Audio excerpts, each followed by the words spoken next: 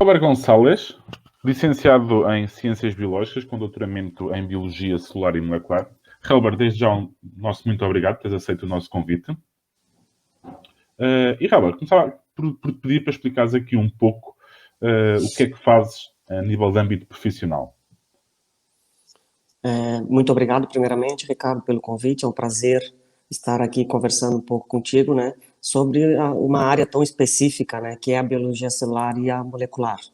Basicamente, são grandes áreas dentro das ciências biológicas em que nós trabalhamos basicamente com micro-organismos, não é? Basicamente, célula, né, ou o seu conteúdo intracelular, que seria o DNA.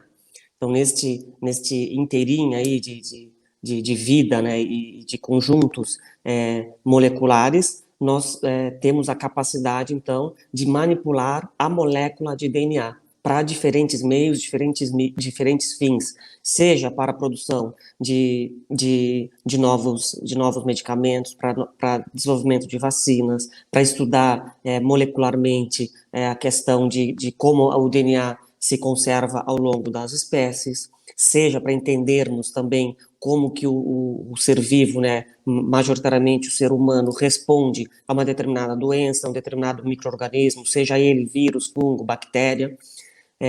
Então, com o boom da biologia molecular e basicamente com os últimos 20 anos em que o ser humano foi capaz de sequenciar por completo a molécula do DNA, né, basicamente o DNA humano, nós temos a capacidade, então, de entender e de estudar melhor, né, mecanisticamente, essas moléculas aí, essa molécula de DNA nos diferentes micro-organismos, sejam eles não complexos, né, ou muito mais complexos, chegando até o ser humano.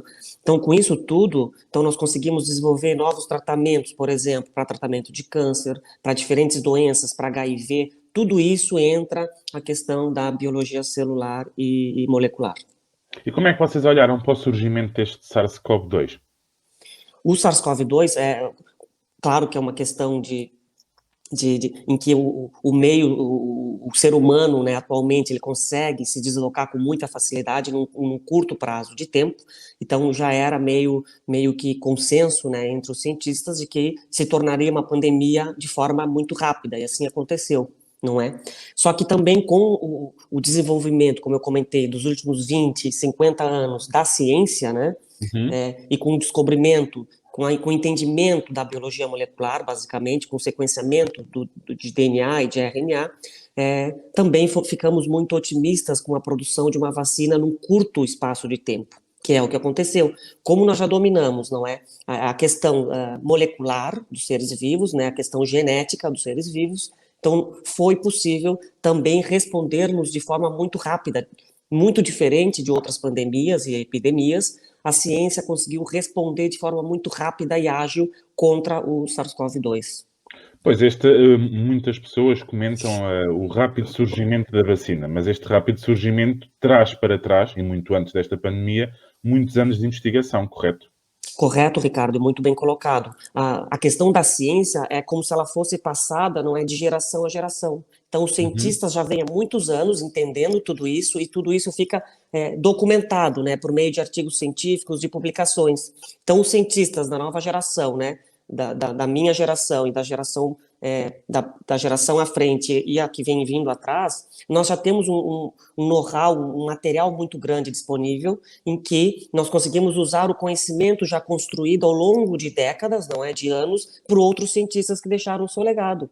Então, na verdade, com o desenvolvimento da ciência, com o investimento, né, mundial, né, foi possível com que nós entendêssemos esse vírus muito rapidamente. Então, hoje, por exemplo, Ricardo, só para tu teres uma ideia, há décadas atrás, há anos atrás, levou-se, né, em torno de 20 anos para sequenciarmos o genoma humano. Hoje nós fazemos isso em questão de semanas. Então nós também encurtamos muito essa questão. Então nós conseguimos responder a diversas doenças, diversos mecanismos de forma muito mais rápida, não é? Então, na verdade, essa vacina foi produzida e com base em conhecimento construindo há décadas, né? Com certeza, outras doenças que surgirem aí também, a resposta será muito rápida em termos científicos. Essa era uma questão que eu te ia mesmo colocar, e aqui para terminarmos. Portanto, esta vacina e toda esta pandemia achas que marca uma viragem na ciência em que nos vai levar a avanços a nível científico, a nível da saúde? Com certeza, né? Com certeza, porque a ciência, principalmente países mais subdesenvolvidos, ela é muito atacada, muito criticada, não é?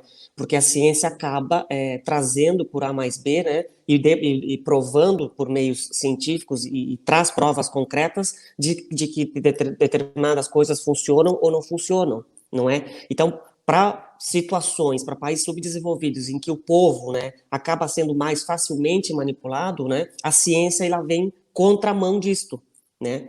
E então, a ciência sempre vai tentar trazer melhorias para a população, principalmente mais carente, né, de forma a protegê-la contra determinadas doenças.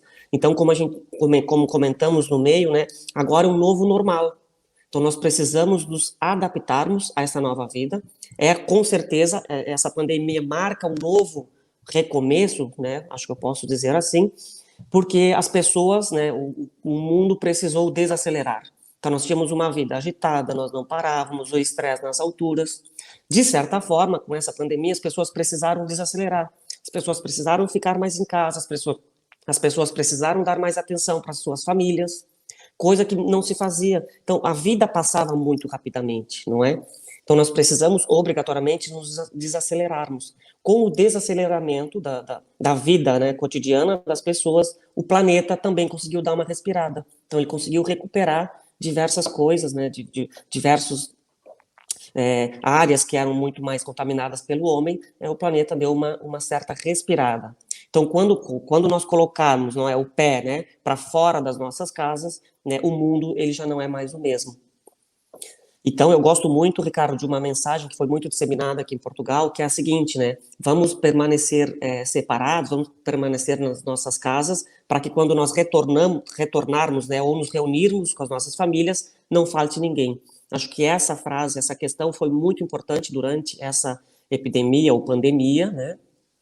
Falando de epidemia aqui em Portugal, e eu acho que as pessoas aprenderam a ser empáticas também, não é? Nós precisamos, obrigatoriamente, nos colocarmos no lugar do outro. Essa questão de empatia, de solidariedade que vinha sendo esquecida, eu acho que agora, com esse novo normal, é algo que nos impõe, não é? Uma certa reflexão.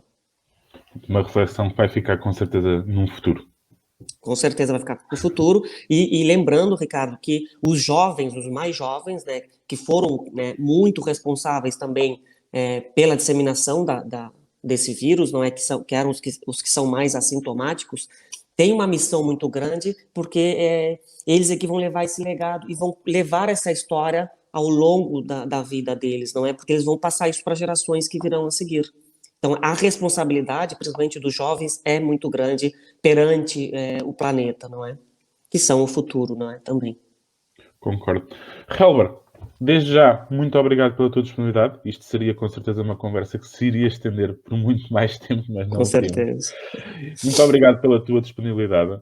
Obrigado mais uma vez e vamos a isto, então. O futuro nos aguarda, não é? O futuro nos Obrigadíssimo. aguarda, exato. Até uma próxima, Helber.